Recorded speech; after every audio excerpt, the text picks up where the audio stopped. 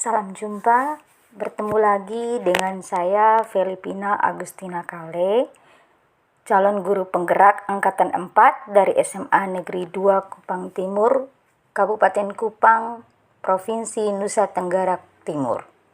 Kali ini saya akan memaparkan modul 3.1.A.7,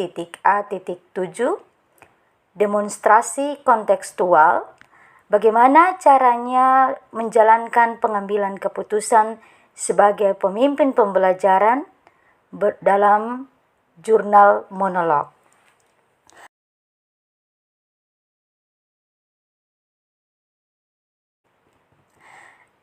Sebenarnya saya sudah mentransfer dan menerapkan pengetahuan yang saya dapatkan di program guru penggerak di sekolah atau di lingkungan asal lewat pembiasaan yang dimulai dari diri.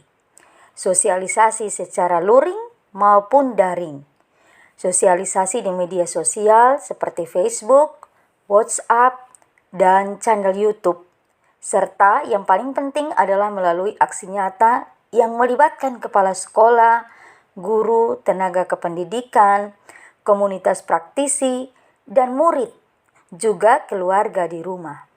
Hal tersebut diterapkan sejak modul pertama, di antaranya filosofi Ki Hajar Dewantara tentang pendidikan yang menuntun segala kekuatan kodrat anak dan menghamba pada murid. Nilai dan peran guru penggerak, budaya positif di sekolah sebagai salah satu hal yang sangatlah penting untuk mengembangkan murid agar memiliki karakter yang kuat sesuai profil pelajar Pancasila. Dengan menerapkan pembelajaran yang memerdekakan murid di kelas, sehingga pembelajaran lebih menyenangkan.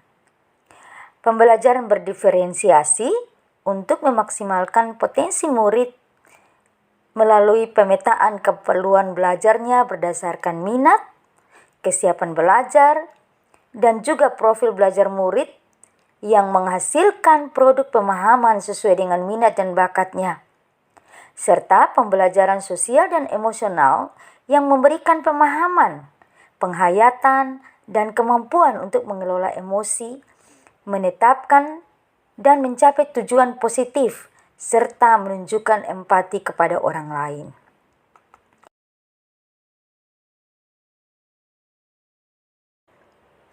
Untuk materi pengambilan keputusan sebagai pemimpin pembelajaran, langkah-langkah awal yang akan saya lakukan adalah terlebih dahulu mengidentifikasi permasalahan yang saya hadapi. Apakah termasuk sebuah dilema etika ataukah bujukan moral? Langkah-langkah yang harus saya cermati adalah mengidentifikasi nilai-nilai yang bertentangan. Siapa saja yang terlibat, mengumpulkan fakta-fakta yang relevan, melakukan pengujian benar dan salah dengan 5 pengujian, yaitu uji legalitas, uji regulasi, uji intuisi, uji publikasi, dan uji panutan. Selanjutnya, menganalisis paradigma benar atau salah, prinsip resolusi, investigasi, opsi trilema, buat keputusan, lihat kembali keputusan, dan refleksikan. Langkah kedua adalah mengkomunikasikan dengan kepala sekolah serta rekan-rekan guru yang terhimpun dalam komunitas praktisi yang ada di sekolah, kemudian mensosialisasikannya di akhir bulan saat kegiatan evaluasi bulanan.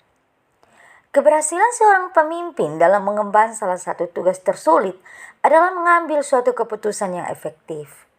Keputusan-keputusan ini secara langsung atau tidak langsung bisa menentukan arah dan tujuan institusi atau lembaga yang dipimpin, yang tentunya berdampak kepada mutu pendidikan yang didapatkan murid-murid kita. Pendalaman berupa refleksi pribadi ataupun mencermati suatu pengambilan keputusan atau membuat suatu keputusan yang kreatif. Seperti yang kita ketahui, dilema etika benar versus benar merupakan situasi yang terjadi ketika seseorang harus membuat antara dua pilihan, di mana dua pilihan secara moral benar, tetapi bertentangan secara etika. Sedangkan bujukan moral, benar versus salah, merupakan situasi yang terjadi ketika seseorang harus membuat keputusan antara benar dan salah. Dampak dari mempelajari modul ini sudah saya rasakan, yakni saya mulai memahami apa yang harus saya lakukan sebelum mengambil sebuah keputusan dengan melakukan pengkajian terlebih dahulu. Pengkajian ini menggunakan 4 paradigma, 3 prinsip pengambilan keputusan, dan 9 langkah pengambilan dan pengujian keputusan sebagai dasar pengambilan keputusan yang bertanggung jawab dan mengakomodir kepentingan banyak orang. Sehingga pengambilan keputusan saya itu matang dan tidak mengandalkan feeling dan mengandalkan nurani semata. Kalau seperti ini, kadang akan mengabaikan pertimbangan-pertimbangan yang logis. Ilmu ini tidak saja bermanfaat bagi saya sebagai guru penggerak, tetapi juga rekan kerja dan lingkungan di mana saya melakukan interaksi sosial.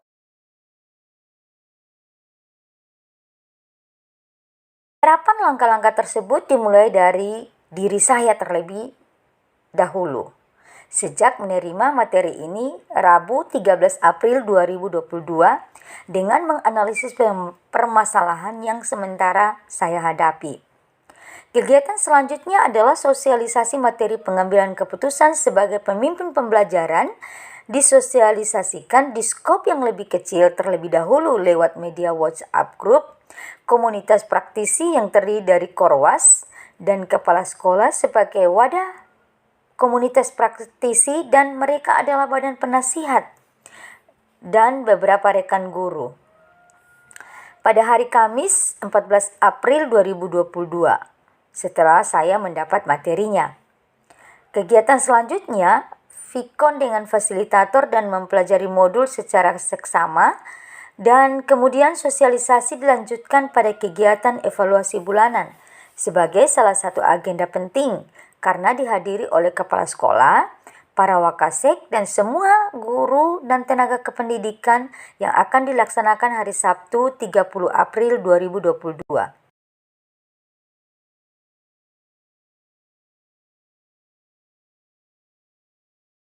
Akan menjadi pendamping saya dalam menjalankan pengambilan keputusan sebagai pemimpin pembelajaran dan juga teman diskusi untuk menentukan langkah-langkah yang diambil telah tepat dan efektif adalah rekan guru senior, rekan guru yang telah terbukti bijaksana dalam setiap pengambilan keputusan, guru bimbingan konseling, dan kepala sekolah yang merupakan penanggung jawab maupun pengambil keputusan tertinggi di sekolah.